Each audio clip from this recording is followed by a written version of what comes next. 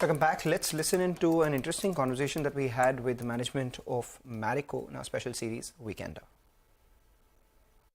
One of the biggest things about Marico has been successful is because of they have been punching above our weight, and therefore we have been able to maintain what I call our founders mentality, owners mindset, and therefore we are not a complete incumbent. We are something I call a scaled insurgent or an insurgent incumbent, we call it.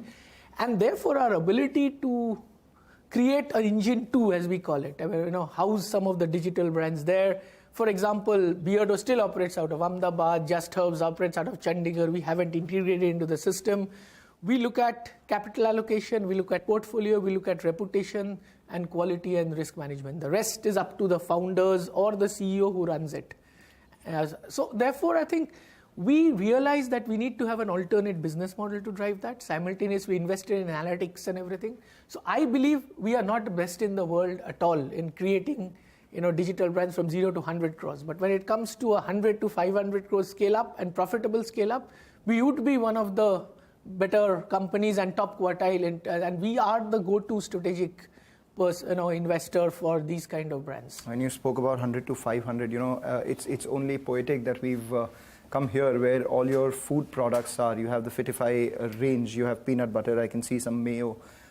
Food business has grown extremely well. It's closer to 600 crores. You want it to be 850 to 1,000 crores in the next couple of years or so. I just want to understand that where does your right to win lie in those categories? Because there are a lot of other players which are perhaps offering better products there. The entire approach has been that Saffola has been an under-leveraged brand. Can I use this brand to expand the total addressable market? And therefore, if I look at it, we have 4 or 5 platforms. One is breakfast and in-between meals healthy snacking, where Oats or Munchies operates. There is what I call spreads, which is again, we are offering healthier spreads, like for example, a peanut butter has jaggery, a mayonnaise has low fat. We have immunity as a platform, which we actually started off in COVID as a tactical opportunity. We seem to be doing honey quite well.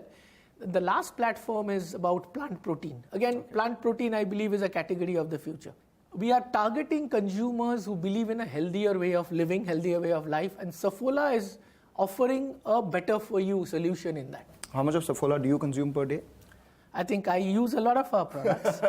You're also eyeing profitability.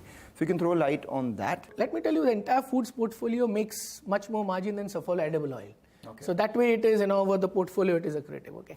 Secondly, I think if I look at foods, it is important to scale up quickly. So therefore, I believe that in another 1 to 2 years, honey, soya will scale up 100 crores plus. Once you do that, and therefore our entire focus is to get 4 or 5 categories into the 100 crore opportunity and then to 200 and build a profitable model with that. So therefore, both we are aware that in both food and digital, we have to, and this is one of the focus areas this year, that how do I drive profitability in foods and a digital business. All right, and before we move on, I see some skin moisturizers as well out there. Are there any categories that you think that you have some more opportunity in? Skincare is one of them. The other one I would presume is wash. You aren't present there.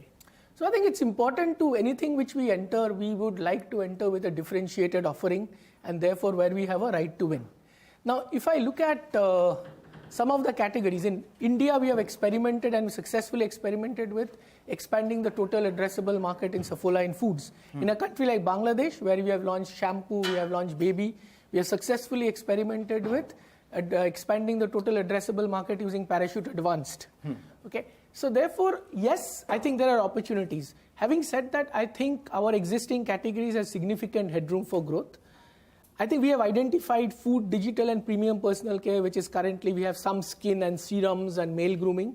And that part of the business has to grow 20% every year, 15 to 20% for us to think about a kind of a double-digit revenue growth. In the next 5 years, we will have what I call a portfolio of the future, which has far more headroom for growth, and of course, in categories which are lower penetration and ability to win both through penetration and market share.